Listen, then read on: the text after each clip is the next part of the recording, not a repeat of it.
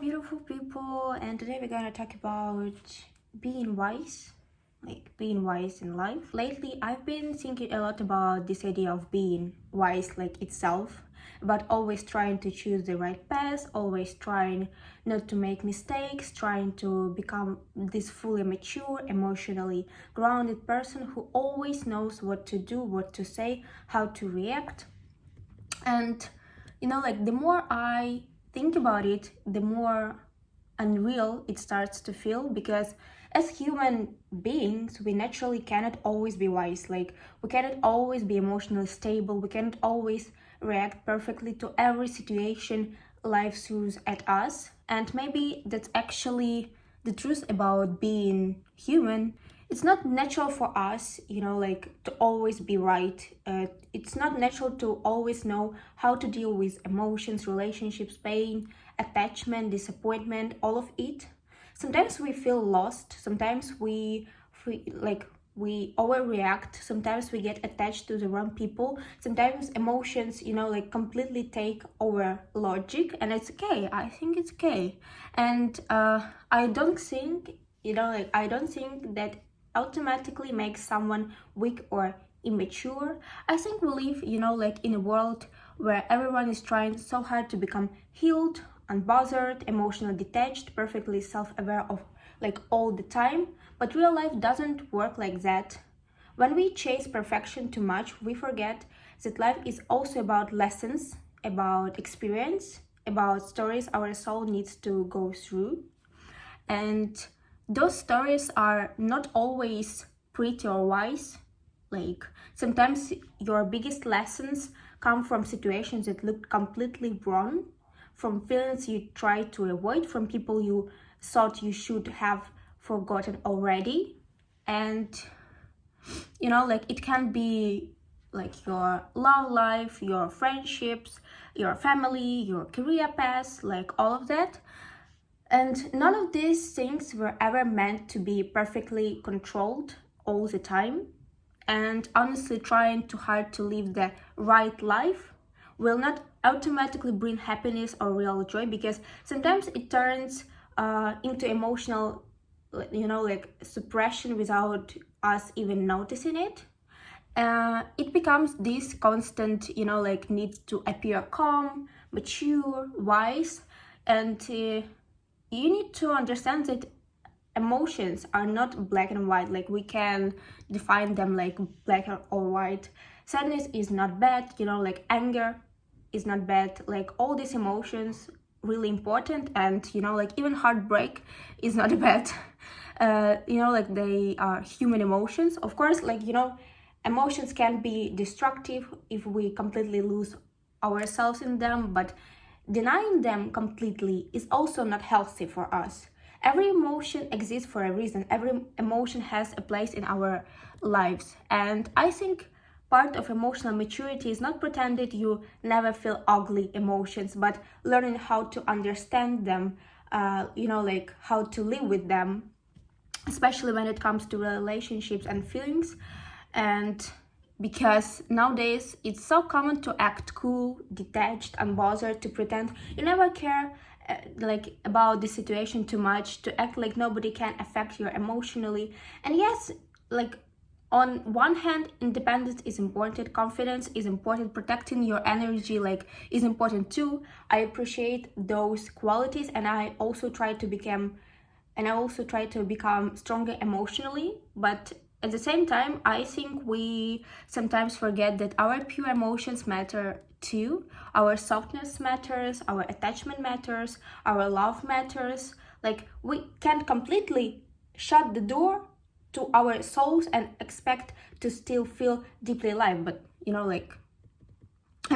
technically we can, and a lot of people do, but I don't think that's what truly brings happiness to us.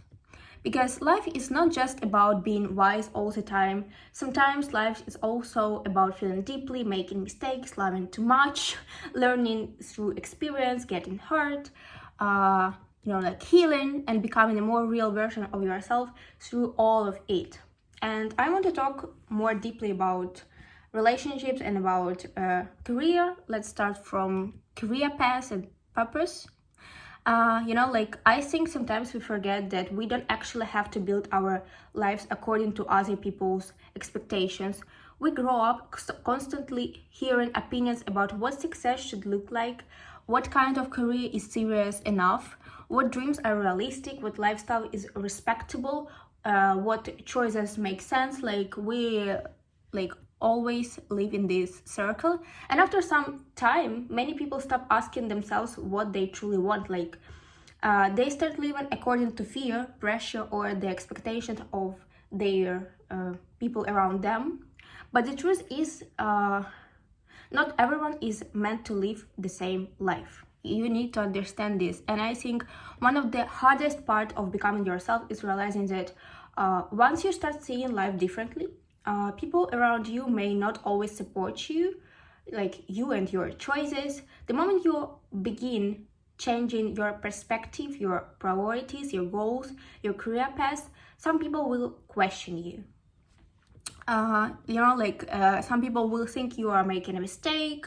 Some people will project their fears onto you. Some people simply will not understand why you want something different. And honestly, that can feel very, you can feel sometimes very lonely.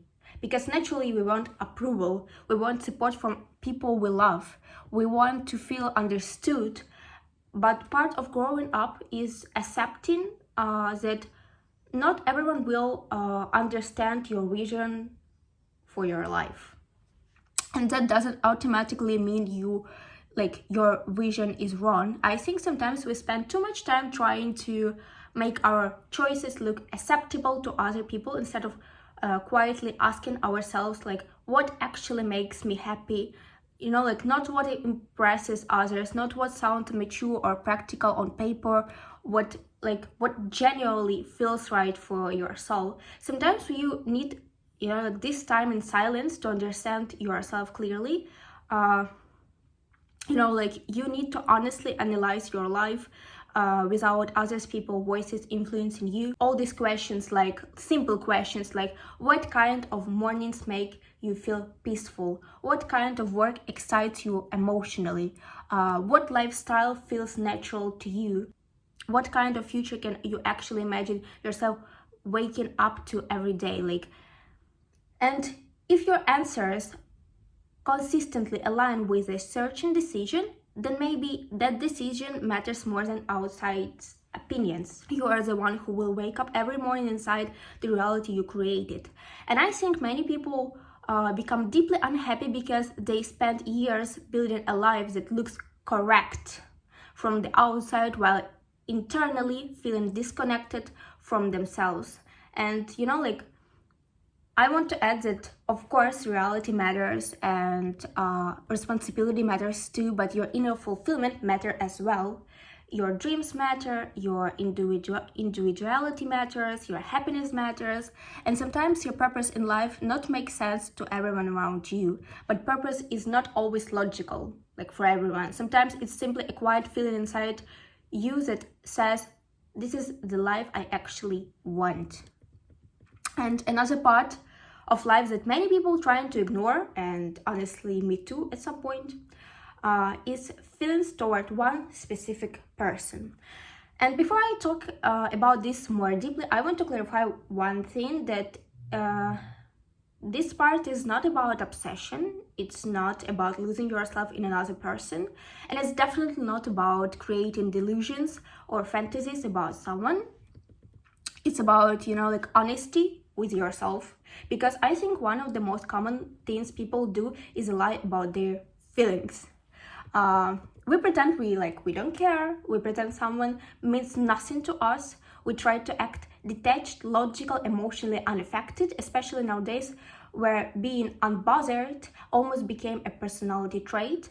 And sometimes we do it not because we truly feel nothing, but because feelings makes us feel vulnerable. Because admitting that someone touched your soul in some way can feel uncomfortable, even embarrassing sometimes. So instead of accepting our emotions, we start fighting them. We suppress them, ignore them, distract ourselves, convince ourselves that we moved on when emotionally we actually didn't. We lied to ourselves. But I think the more you lie to yourself, you know, like about your feelings, the more painful the situation becomes, because deep inside your emotions still exist whether you admit them or not. Like they still, like, it doesn't matter you lie to yourself or not. And when you constantly avoid your true feelings, it almost feels like you are avoiding yourself.